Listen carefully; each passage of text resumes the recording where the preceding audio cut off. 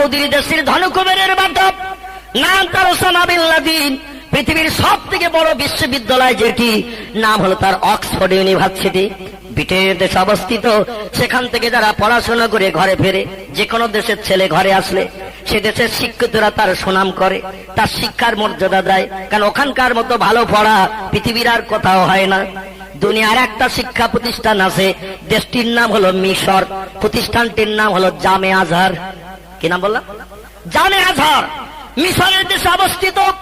এই জামে আজহার থেকে যদি কোনো ছেলে পড়াশোনা করে যে কোনো দেশে আসে, সেই ছেলেটি ওই রকম সুনাম অর্জন করে। তার ধারে পাশে কোনো টুপিওয়ালা, দাড়িওয়ালা, লম্বা জামালা ঘেসে না, জানে ওর ভিতরে মাল গ্যাস গ্যাস করতেছে। কথা বললেই বিপদে পড়তে হবে, কারণ উচ্চ জায়গা থেকে পড়াশোনা করে এসেছে, ওর ভিতরে জ্ঞানে ভরা। একটু জোরে বলুন সুবহানাল্লাহ। Civil engineer first class degree অর্জন করলেন ওসামা বিন লাদেন। আমেরিকার সরকার উচ্চ শিক্ষিতদের চাকরি দেয় ওদের দেশে। ওরা তাদের বেছে বেছে নেয় যাদের ব্রেন মগজ খুব ভালো, কারণ দুনিয়ায় দাদাগিরি করতে গেলে স্পেশাল মাল তো রাখার দরকার নাকি? স্পেশাল মাল যদি না থাকে দাদাগিরি তো কেউ মানবে না। উচ্চ শিক্ষিত যাদের মগজ খুব ভালো, তাদের ওরা চাকরি দেয়। যত হাজার তুমি নেবে মাসে দেব তোমাকে, আমার দেশে চাকরি করতে হবে। 1 লক্ষ সিভিল ইঞ্জিনিয়ারকে নিয়ে পরীক্ষা নেওয়া হয়েছিল। 1 লক্ষ পরীক্ষা নিয়ে 1000 বাছাই করা হয়েছিল। 1000-এর ভিতরে ওসামা বিন লাদেনের নাম ছিল। 1000কে পরীক্ষা নিয়ে 100 করা হলো। 100-এর ভিতরে ওসামা বিন লাদেনের নাম ছিল। 100 পরীক্ষা নিয়ে 10 জন বানানো হলো। 10 জনের ভিতরে ওসামা বিন লাদেনের নাম ছিল। 10 জন পরীক্ষা নিয়ে 1 জন করা হলো, সে 1 জন মুসলমানের ছেলে। একটু জোরে বলা যাবে কি সুবহানাল্লাহ? আমাদের মতো মগজ নাকি ওর? ওর মগজ স্পেশাল। কিছু কিছু মানুষের মগজ আল্লাহ স্পেশাল করে দিয়েছেন। যেমন বুখারী শরীফের লেখক ইমাম আবু আব্দুল্লাহ মুহাম্মদ ইবনে ইসমাইল বুখারী রাহমাতুল্লাহ আলাইহি, বাপ মায়ের খাস দোয়া, আল্লাহর আসমানে অফুরন্ত রহমত, আল্লাহ তার জন্য পৃথিবীতে নাজিল হয়েছিল। ইনি পৃথিবীতে বিশ্ব রেকর্ড করেছেন। 14 লক্ষের উপরে হাদিসের হাফেজ ছিলেন। একটু জোরে বলুন সুবহানাল্লাহ। জন্মান্ধ হয়ে পৃথিবীতে জন্ম নিয়েছিলেন। বাপ মা চোখের পানিতে বুক ভাসালো, আল্লাহ সন্তানাদি না একটা বাচ্চা দাও। আল্লাহ চোখের পানি কবুল করলেন, কারণ কোরআনে এসেছে ওয়ালিয়াকু কাসীরা ওয়া দাহাকু কালিলা। বান্দা, আমাকে যদি রাজি করতে চাও, আমার কাছ থেকে যদি কিছু পেতে চাও, দুনিয়ায় একটা কাজ একটু বেশি বেশি করো, সেটা হলো চোখের পানি একটু বেশি বেশি ফেলো, রোনাজারি একটু বেশি বেশি করে করো। আমি তোমাদের চোখের পানি বড় ভালোবাসি। ওয়া দাহাকু কালিলা, তোমরা একটু হাসি তামাশা কম করো। ওয়ালিয়াকু কাসীরা, দুনিয়ায় একটু কাঁদো বেশি। নবীজি বলেছেন পৃথিবী হলো কান্নার জায়গা, আর হাসির জায়গা হলো আল্লাহর জান্নাত। একটু জোরে বলা যাবে না সুবহানাল্লাহ? যতবার হাসবে জান্নাতে জি, সেখানে দুঃখ নাই, ব্যথা নাই, অভাব নাই, কোন সমস্যা নাই, রোগ বেমারি নাই, আনন্দ আর আনন্দ, ফুর্তি আর ফুর্তি। ওহুম ফিহা খালিদুন, যুগ যুগ ধরে তার ভিতরে আনন্দ ফুর্তি করতে থাকবে, সেখানে কোনোদিন কোনো সমস্যা দেখা দেবে না। আর দুনিয়া হলো কান্নার জায়গা। এই পৃথিবীতে একটু বেশি বেশি করে কাঁদো, কারণ আল্লাহ চোখের পানি বড় ভালোবাসে। আমাদের এখন কান্না আছে নাকি? লাল হলুদ আর প্যান্ট শার্ট এক জায়গায় করে দেখেন কিরাম কান্না বেরোবে। পাশের বাড়ির লোকের ঘুম হবে না, হাসি ঠাট্টার গুতগুতির ঠেলায়, ঠিক কিনা? পাশের বাড়ির লোকের ঘুম হবে না, শুধু হাসি ঠাট্টা আর গুতগুতি আর ঠুসুঠুসির ঠেলায়। মুসলমান ভাইরা আমার, কেতাবে এসেছে কাঁদলে 3টে কাজ খুব তাড়াতাড়ি হয়। কটা বললাম? কাঁদলে 3টি কাজ খুব তাড়াতাড়ি হয়।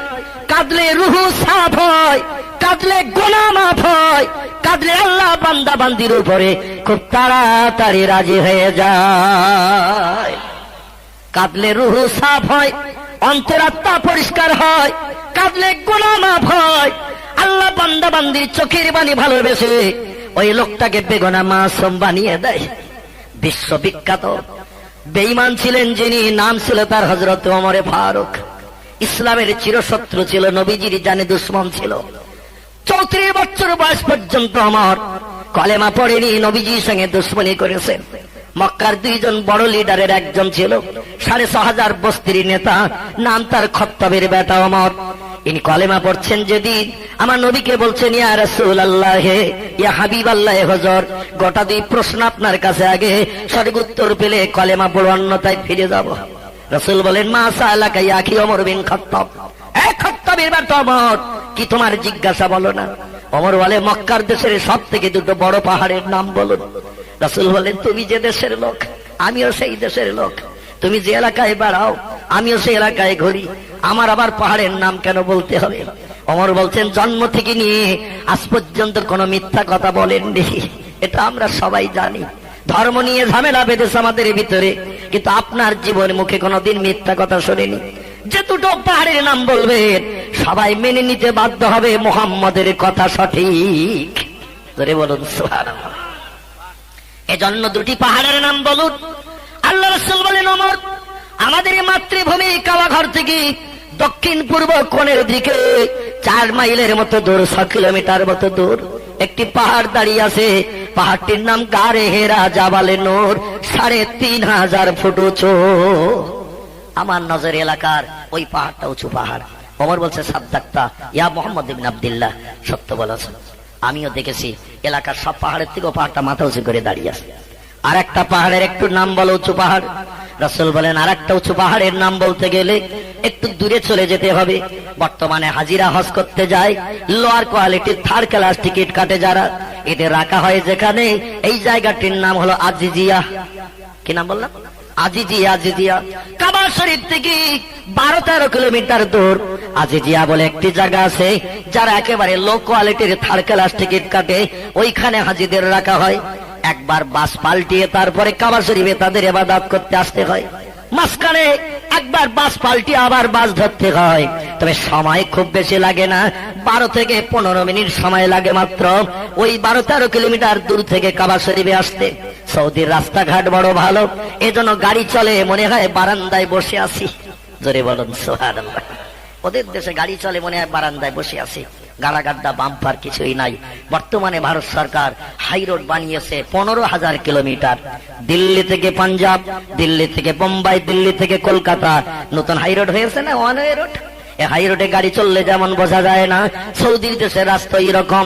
ওদের দেশের বাসগুলো চলে ঘন্টায় 160 থেকে 65 কিলোমিটার বেগে। আমাদের দেশের লোকাল এলাকায় যদি বাস 100 বাদ দিয়ে শুধু 65-তে চলে, হসপিটালে বেডে যাত্রীর জায়গা হবে নাকি?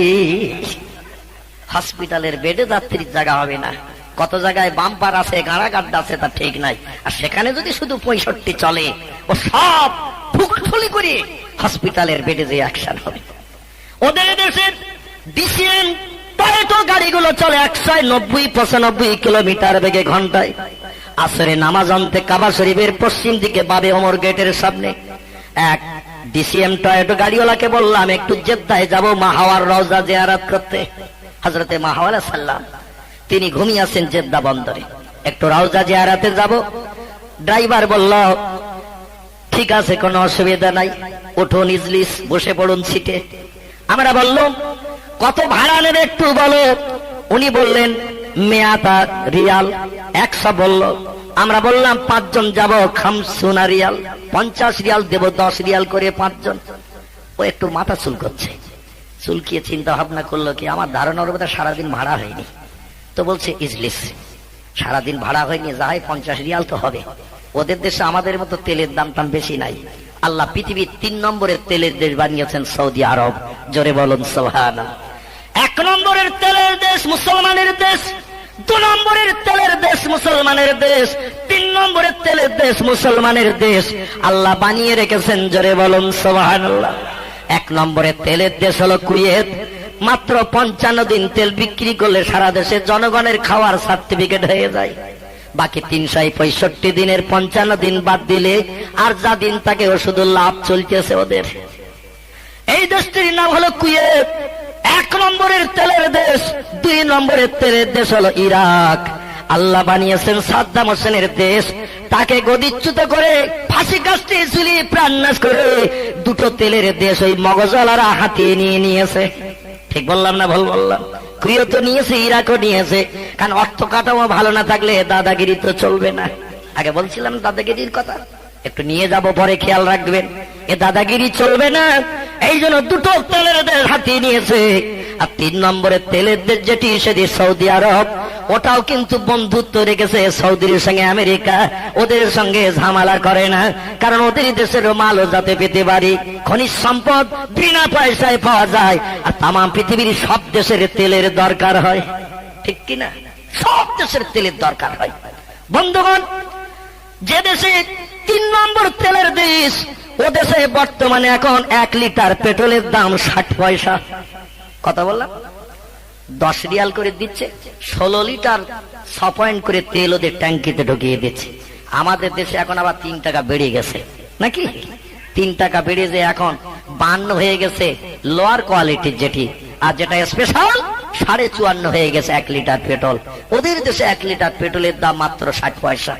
ঘন্টা 2 যদি কোনো ড্রাইভার গাড়ি এক জায়গায় রেখে দেয় তো স্টার্ট বন্ধ করে না, ওইভাবে চলে। কারণ স্টার্ট বন্ধ করতে গেলে চাবি মোড়া দিতে হবে, আবার স্টার্ট দিতে গেলে চাবি মোড়া দিতে হবে। ও দুবার চাবি মোড়া দেওয়ার থেকে 1.5 ঘন্টা তেল পুরুক, 90 পয়সায় কাজ মিটে যাবে। জোরে বলুন সুবহানাল্লাহ। আর আমাদের দেশে যদি একটু যানজট সামনে দেখে, সঙ্গে সঙ্গে মোড়া দেয় 53 টাকা। ঝামেলার দরকার নাই, যখন লাইন ক্লিয়ার হবে আবার স্টার্ট দেব। ওদের দেশে 1-8 ঘন্টা ড্রাইভার অটোমেটিক গাড়ি স্টার্টে রেখে দেয়, ও মোড়ামুড়ি পছন্দ করে না। জোরে বলো সুবহানাল্লাহ। সেই সৌদির দেশ আল্লাহ পাক পাহাড় পর্বতে ঘিরে রেখে দিয়েছেন।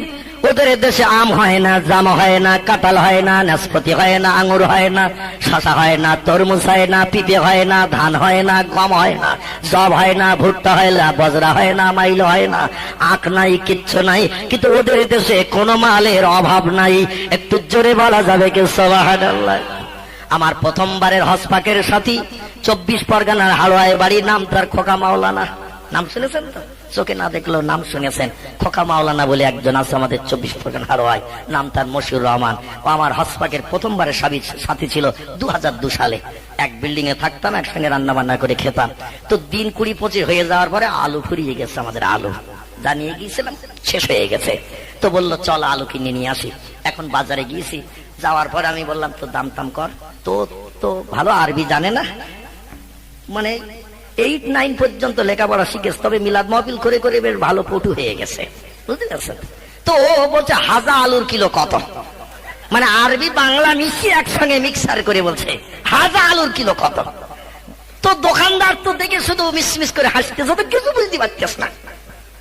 আমার বলতেছ কালাম কিচ্ছু তো বলে না, কত দাম টাম। আমি বললাম তোর কথা শুনে হাসতেছে, মানে ও কিছু বুঝতে পারছে না।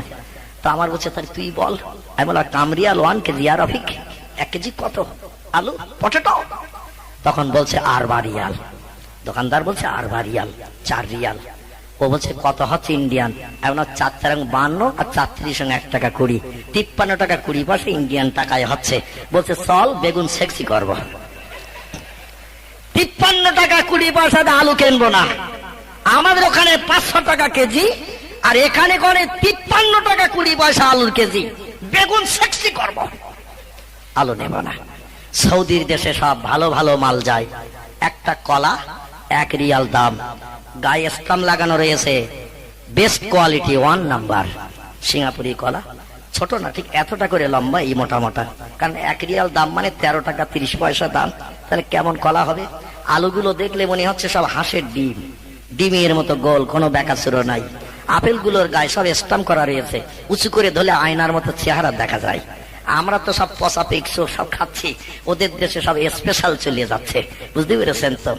আমার আল্লাহ বললেন যারা আমার হয়ে যাবে আমি আল্লাহ তাদের হয়ে যাব। 5 ওয়াক্ত নামাজ যারা আদায় করবে আমি আল্লাহ তাদের হয়ে যাব। মুয়াজ্জিন সৌদিতে যে আজান দেয়, দোকানদার সঙ্গে সঙ্গে দৌড়াচ্ছে, কর্মচারী দৌড়াচ্ছে।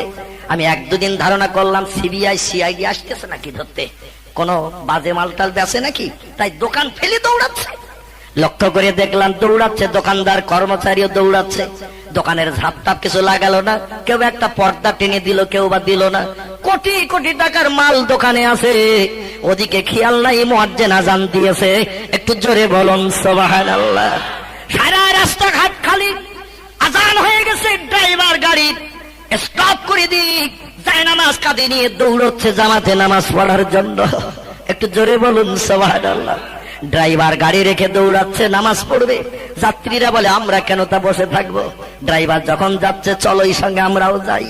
বন্ধু সব কাতারে জামাতে দাঁড়িয়ে যায়, এক ওয়াক্ত নামাজ ওরা কাজা করে না। জোরে বলুন সুবহানাল্লাহ।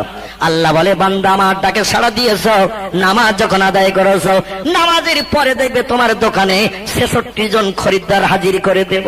নামাজের আগে ছিল 2 জন 3 জন, আর নামাজ আদায় করে আমাকে খুশি করেছ।